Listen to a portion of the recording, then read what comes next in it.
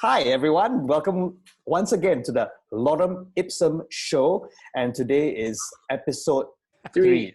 I can't remember already. So we've got Ben Lee. Hi. We've got Dwayne Lau. Hello. And very special guest all the way from Kuala Lumpur, Malaysia. We have Dr. Jason Leong. Now, All right. Hello. we are so happy to have you and so proud to have you with us because Dr. Jason Leong is a full-time doctor in Malaysia, right? Yes. And I was a full-time doctor about 7 years ago. Now I'm a full-time comedian.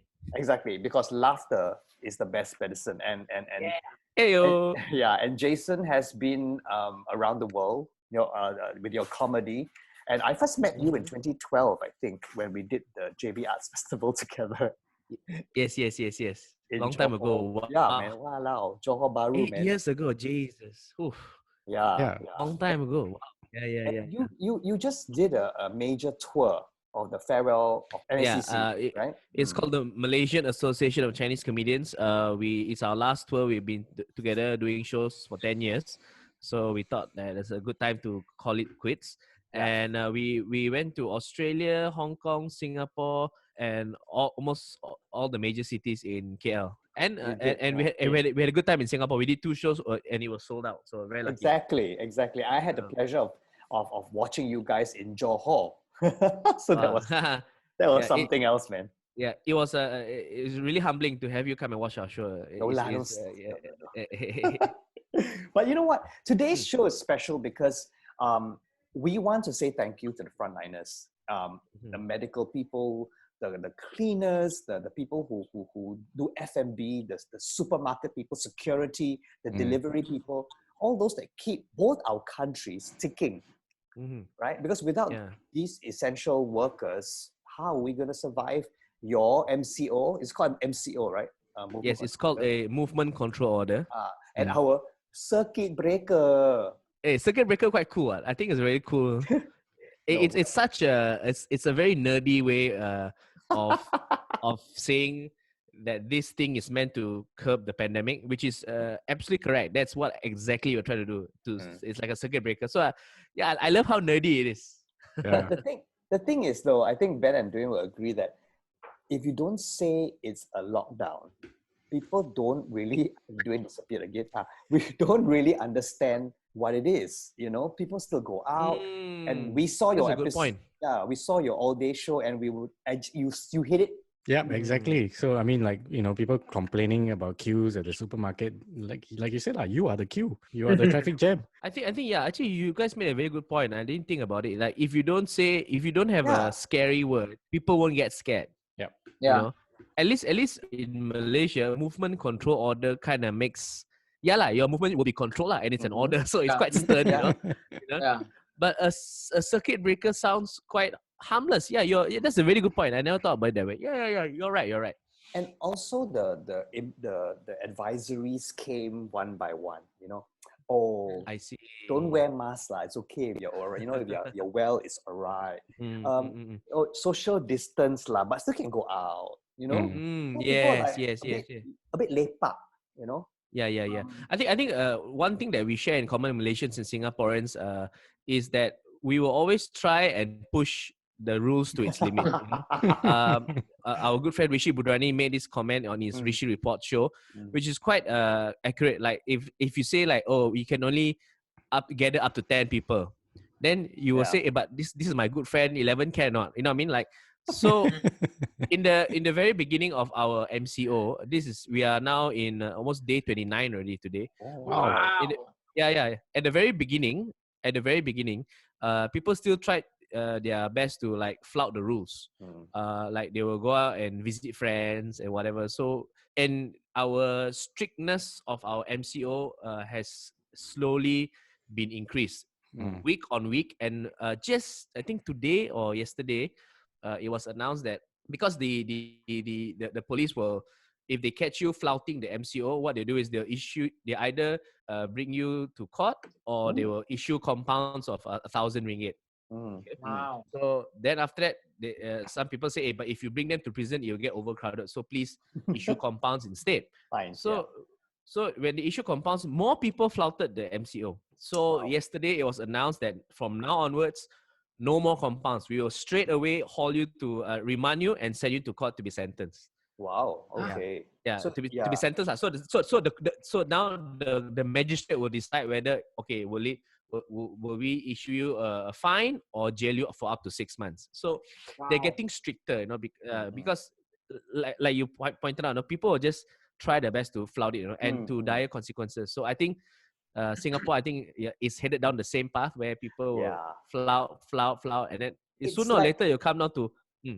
Yeah, no, it's like giving chance. You just use your brains a little bit and just abide, stay at home. yes, But people know, yes. wow, tomorrow we start the circuit breaker.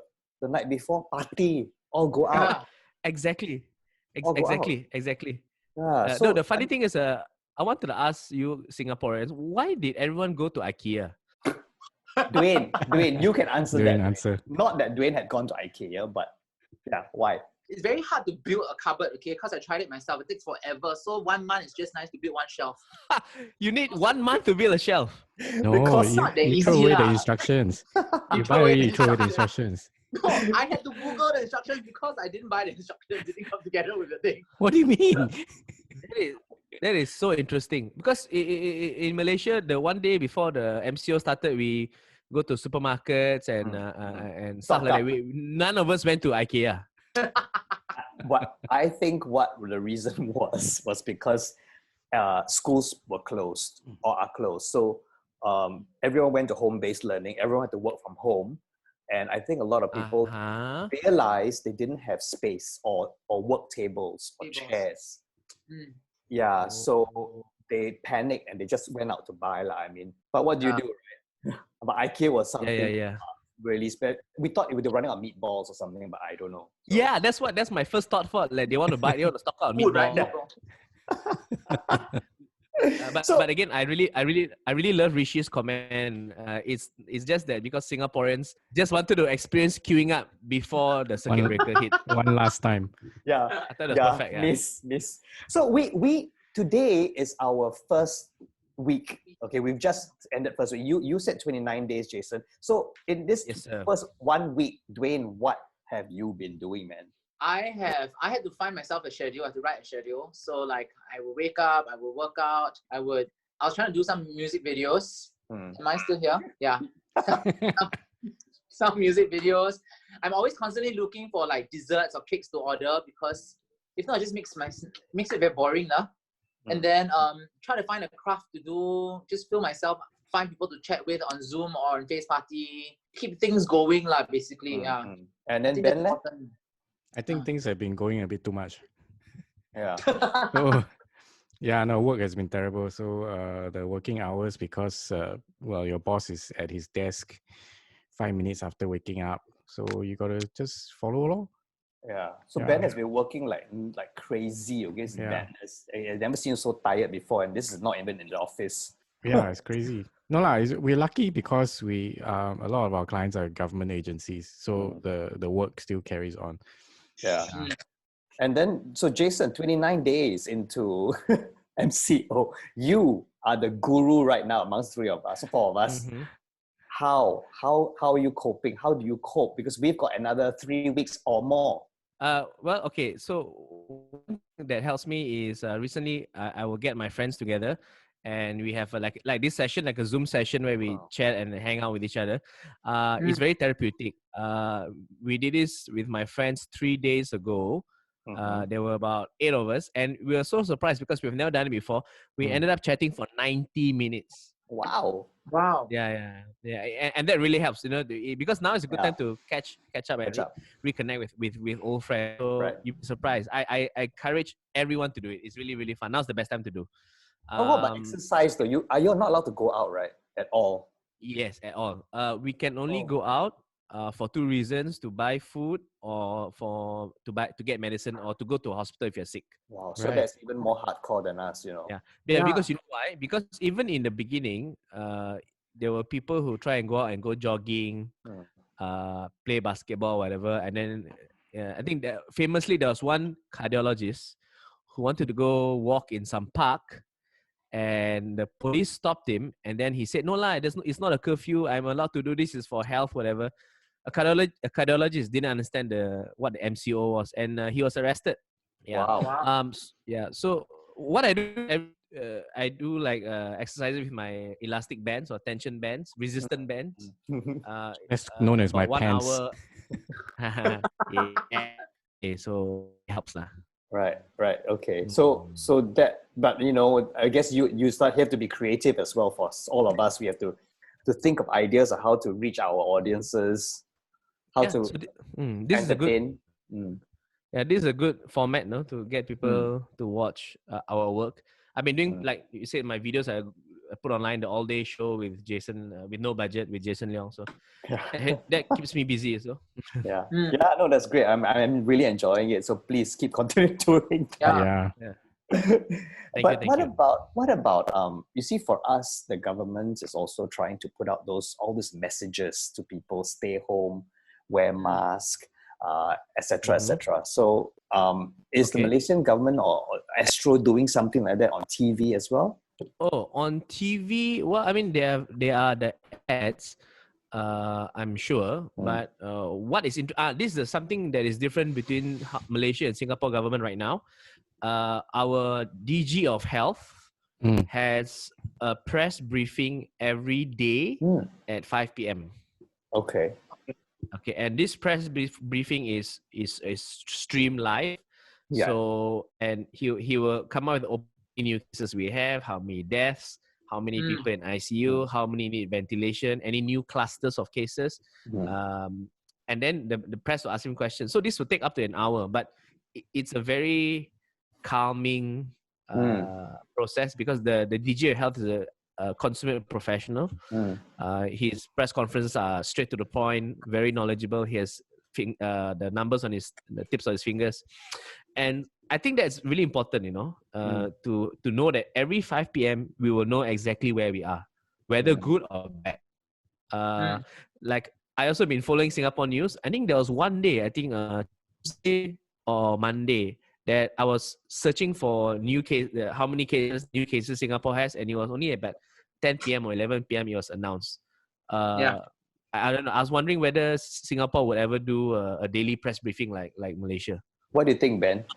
I think the pattern has been that they release the information daily, but on different channels, because we don't watch television very much here, because TV sucks. So they put it out on WhatsApp, Twitter, and Telegram, and it's not at a fixed time. But it's because it's not at a fixed time, right? People have been saying that, oh no, what's happening? How come so late? Is it record number of cases? And so far it's been true. So the last time was it Tuesday or something? Last night? No, the night before. The record number of cases, right? Wow. And the results only were released at 12:30 a.m. Midnight, past midnight. Past midnight. Oh, it's like they're scrambling to how to tell this message, but they did put it factually in the end, but they wanted to add some more, more advisories, like you really have to take it seriously. Okay. Yeah. Because I did remember when I read about the 386 new cases, record high on Monday. Yeah. I did say out loud, what the, that was my reaction. Yeah. I was really shocked, because, but then again, Singapore is more tests per 1,000 people than Malaysia. Yeah. So it is not, how to say, that out of the blue to get so many cases, because the more you test, the more cases you'll get positive. For sure. Also, because of the clusters that are being formed, or now of the links, we kind of know where it's happening. Yeah. And so definitely the more tests, the more cases. Yeah. And that's why we want to really, really say thank you to all our frontliners, especially the medical staff as well. And Dwayne has this very interesting story about a nurse walking across the causeway. Yeah. Wow. So okay. my dad is a dialysis patient, so he goes for dialysis 3 times a week. So there's this nurse. She takes care of him, and she's very nice. They've become very close friends over the course of time. And she's very gentle. She's very caring. She treats the patients really well. And so last year she got married, and my dad went over to JB for the wedding. And so she's from JB lah, basically. So her husband is based in Malaysia. So this year, she's pregnant and she's due next month in May. So today she's 33 weeks pregnant into a pregnancy and she needs to give birth. So the gynae told her she has to be in Malaysia by this week because the baby can come out anytime within this month. But then at first they didn't allow her to go back. They said, no, you can't go back to JB at all. You have to stay here. Nobody's going to let you in to JB. And she says, but I have to go back. My husband's waiting for me. And so I think they wrote a letter to the ambassador over there. They had a gynae to write a personal letter to say, okay, she needs to be back in JB with her husband by this date to that date because the baby's due in May. So no car wanted to take her in because the causeway wasn't open for any vehicles to go across. So she walked, this pregnant lady, 33 weeks pregnant, went with her bag, carrying her bag, crossing the causeway. And her husband's waiting on the Malaysian side lah. Wow. But then she's there and they said, sorry, you cannot see your husband. We need to test you immediately. So they tested her immediately. They sent her to the hospital. And the hospital, I don't know if it's a makeshift hospital or what, because there were no windows, nothing. It was just a bed. And then it was hot. There was no fan. There was mosquitoes. And she had to stay there. She said it was very, very hot and uncomfortable. They didn't give her water until much later, until she asked. So she was also getting dehydrated. And she's pregnant still, 33 weeks. Oh, gosh. Yeah, and so the test results came out negative. So there's quite a big relief for her. And she's been quite clinical. I mean, quite nothing. She's always been at the dialysis center anyway. Then the second test result came out and it's also negative. So as of today, she just got news that she can't be unquarantined yet. So she has to finish the 2 weeks quarantine, but they sent her to a service apartment with air conditioning and everything. So it's a lot more comfortable. But she can't see her husband until the 2 weeks is up. But she's in high spirits and she's very excited to meet the husband and eventually deliver this baby lah. Yeah. So amazing, I'm glad that she persevered. I'm glad that she's gonna have this happy ending with a kid and a husband. And I'm thankful because I've met her personally. And she's a very, very caring lady. When my late mom passed away, she was there at the funeral and everything. So I'm glad that things are working out in her favor now. Right. That's great to hear though. Yeah, I wish her all the best. What about you, Jason? Any great stories about the frontliners from Malaysia that you Yeah, right now, there are some of my friends who are activated to the front lines, but no dramatic stories as of yet, which is a good thing. Yeah. But one thing I think the public doesn't know is that we call it PPEs, right? Same in Singapore, the personal protective equipment. Yeah. What a lot of people don't know is that how hot is it to be in the PPE? It's like a mobile sauna, and I have a few friends who have told me what it's like to be in that. It's like you're sweating nonstop, and some depends on what kind of work you do. Some of them have to change their PPE every new patient. Okay. And it takes 10 minutes to get in and then 10 minutes to get out, because there are proper clinical procedures you have to do to get in and then to get out. So it can take up to 20 minutes to see one patient, and it's they get dehydrated because they sweat nonstop. Yeah. So it's a really tough job lah. So it's such a, how to say, it's very risky. It's very hot. And that's why I applaud your measure to say thanks to those frontliners. Without them, memang mampus. Yeah. Exactly. Especially now with more cases and a lot of people are being deployed to ICU. Yes. A lot of people are being deployed to these, what do you call it? The other care facilities where they don't have to be in hospital anymore. Yeah, the step down care. Community hospital. They're still positive, so they go into like the Singapore Expo. Yeah. So they're actually hiring more people to go and work these places. And then in Malaysia, there was a few thousand retired nurses who signed up on a volunteer basis. Wow. To bolster the front line. It's amazing. Wow. Very good, very good. So here in Singapore, I mean, I think you mentioned earlier, Jason, as well, but Nando's Singapore has stepped up to say from now till, let me get the dates right in case kena wrong sekali, 10th of May. From now to 10th of May, our frontline heroes will get 50% off takeaway on the Nando's website. So order.nandos.com.sg. Frontline heroes include the healthcare heroes, Nando's staff as well, because they have to ask some staff to stop working. And these staff work because sometimes they get free meals, and now they don't have work. It's difficult. Our F&B heroes as well, who work in the restaurants and cafes and the hawker centers. Our food delivery heroes, because without them, we got no food, right? Transport heroes, all our public transport people. Wow. And of course, the people who work in the supermarkets and convenience stores stocking up. Oh my gosh. So thank you, Nando's.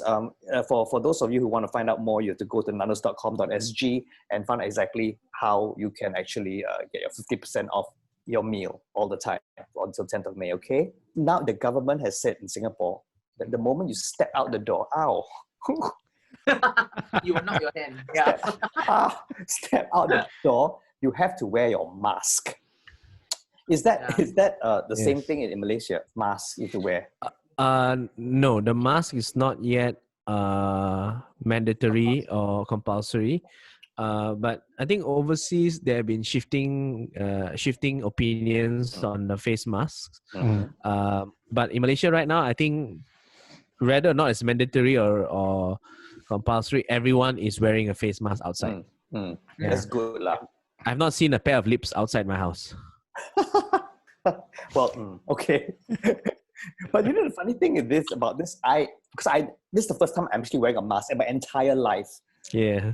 And you realize how bloody smelly your breath is. Too much Nando's. What the? It's like, and some more when you go running or you go jogging or whatever else exercise, right? It's like, no, that's why. I know, and I wear glasses. It freaking it fogs up. And it's smelly. It's fogging up my freaking glasses. I don't know what to do. How? And there must be. If I invent a face mask that doesn't fog up, I think I'll be a multi-billionaire. Man. You must. Correct. And the worst thing is, I am outside. It's fogging up. My breath stinks. I can't unlock my iPhone with my face. I give up. How? Tell me. Is there a way to hack this Face ID thing with the mask on? I think that is the most first world problem I've ever heard throughout this entire pandemic. You know, Hossan, all the Malaysians watching this, right? They'll be cursing you. You can go out jogging. See, that was my point. I want to go.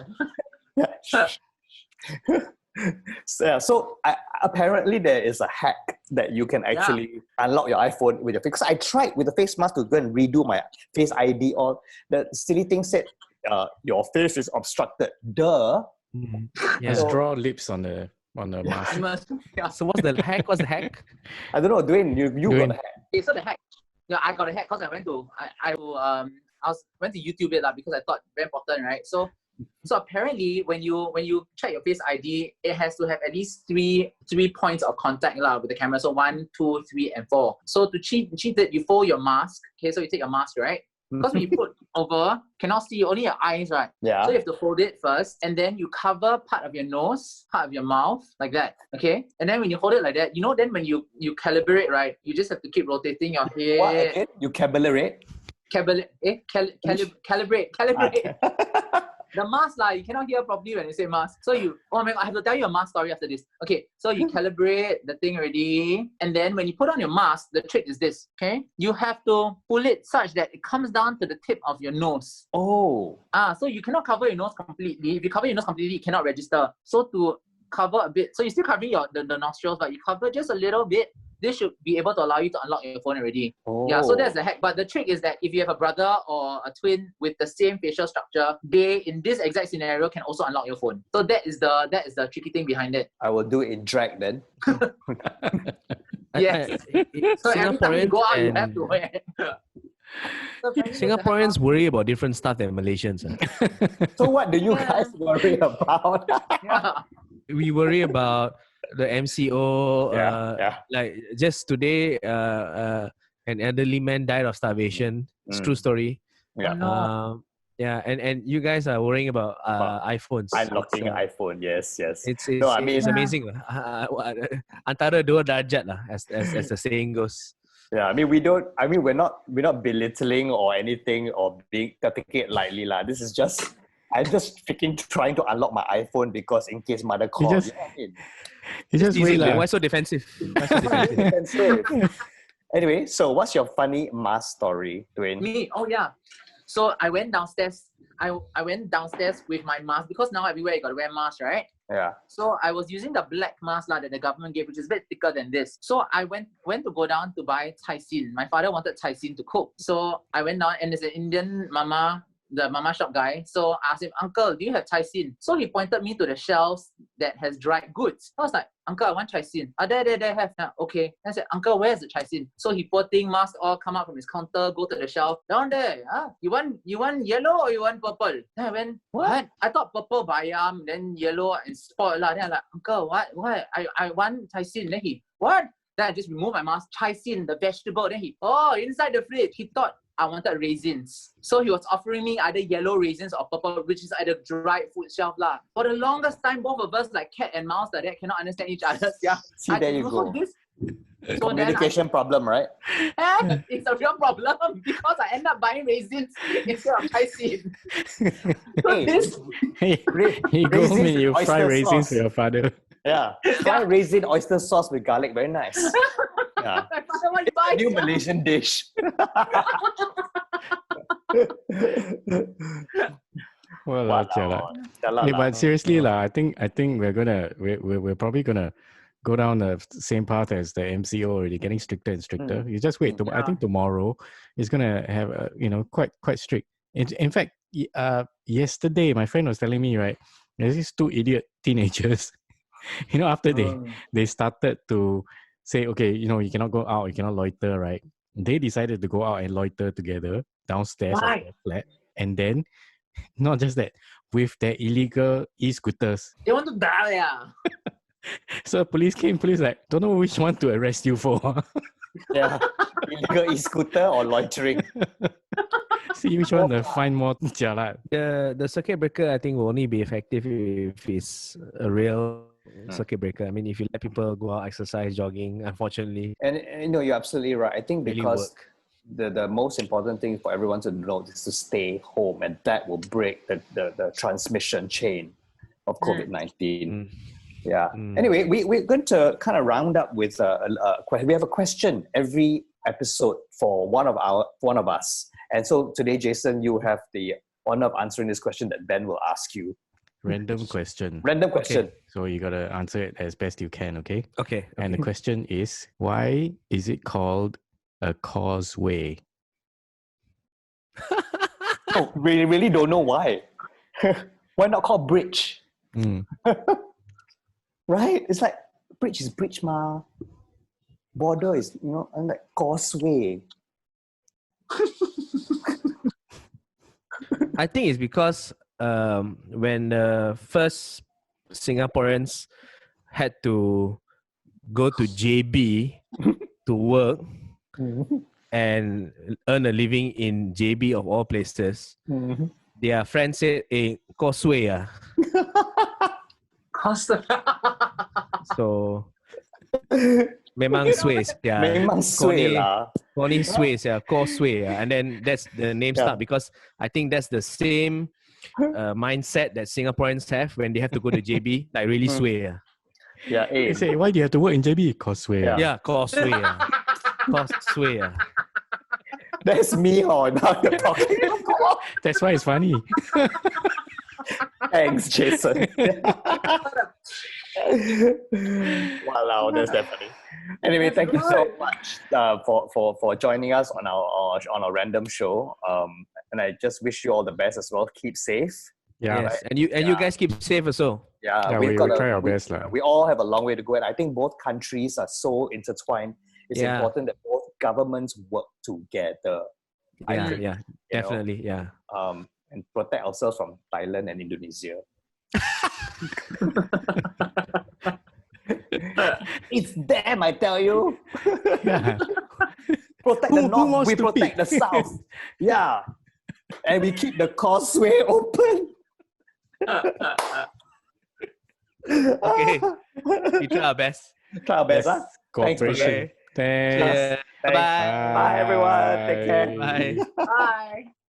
Bye.